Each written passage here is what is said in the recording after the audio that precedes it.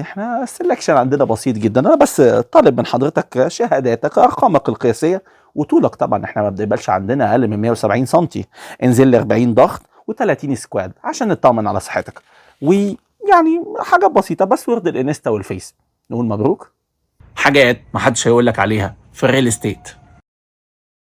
جهزت فلوسك عشان تشتري شاليه في الساحل؟ المشروع عاجبك يعني والفلوس جاهزه خلاص؟ جاهز؟ لا لا لا، معلش استنى شويه، هنعمل لك سelection فورم، يا اما تبقى معانا يا اما ما تبقاش معانا، بغض النظر ان فلوسك جاهزه. ما تعرفش السلكشن ده هو بروسيس بتتعمل عشان نختار الناس اللي هتشتري معانا ويكونوا ملاك في مشروع معين. في السلكشن ده بنسال مجموعه من الاسئله ليها علاقه بمحل اقامتك، دراستك، وظيفتك، وطبقتك الاجتماعيه، والنادي، ومدارس الاولاد، ويمكن كمان شكلك وطبيعه ستايل لبسك في بعض الاوقات، انت واسرتك مش انت بس. جزء كبير من العملاء شايفين ان السلكشن نوع من انواع العنصريه، وان مفيش الكلام ده في اي حته في العالم. في اي حته في العالم لو معاك ثمن الوحده تمتلكها، طالما ما عندكش اي مشاكل قانونيه او مش مخالف للقانون باي شكل، والمكان ده غير محظور عليه البيع. بس اللي محدش اتكلم فيه هو وجهه نظر الديفلوبر. ليه بنعمل سلكشن؟ مبدئيا كده الممنوع مرغوب، يعني ببساطه طول ما انت شايف ان عمليه الشراء في المشروع ده صعبه او شبه مستحيله، وتسمع ان فلان الفلاني اللي بالنسبه لك ده حاجه كبيره اترفض في السلكشن بتاع المشروع ده، تخيل لو اتقبلت انت فيه. مش دي حاجه انت مستعد تدفع فيها اكتر؟ فضولك هيخليك عايز تشتري في المشروع ده عادي، حتى لو هو عادي ما قدمش جديد. ده في حد ذاته ماركتنج استراتيجي ناجحه، لانه قدر يشد انتباهك للمشروع رغم ان في مشروعات كتير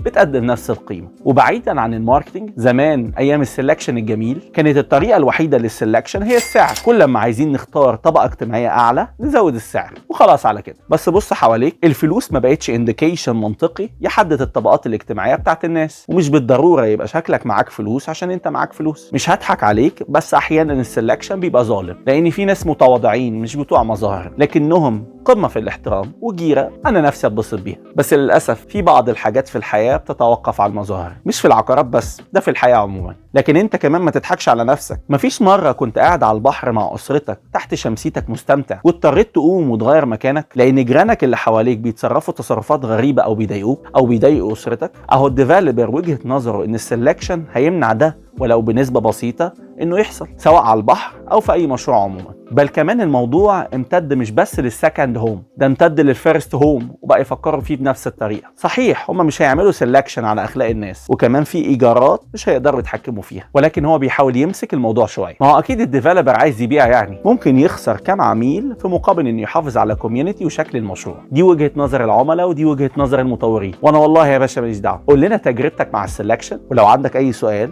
ابعت لي او كلمني، مصطفى سمير ريل استيت ايجنت، وهرد عليك.